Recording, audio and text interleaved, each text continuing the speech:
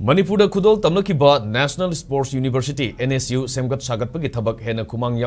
Yangsilhan-Naba Manipur MP Leishemba Sanajaoba sathariba Parliament mifamda ngashi Rajya Sabha Da Pukhatkhre mifam asigi 0 hour gi khudong sabaloduna MP Sanajaoba Leishemba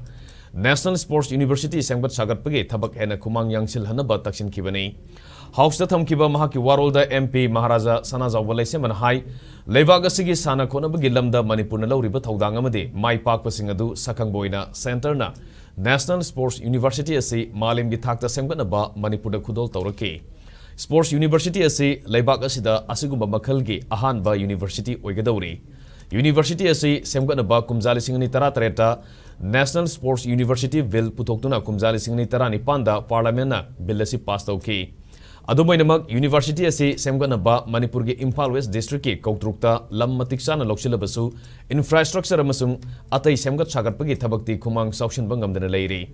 adubu Thabak tinthabagi maram kya leidunasu leibak asigi sanaroi singi interest yengduna Semgat Sagatpagi Thabak Khumang Sauction naba honaba tangai fadei maramaduna center gi mari leinaba ministry na athubuda minyeng sangduna Khumang yangna thabak suduna mapung fava university amagi sabsaba mathau adu tauhanbiu haina center gi pungning singsinki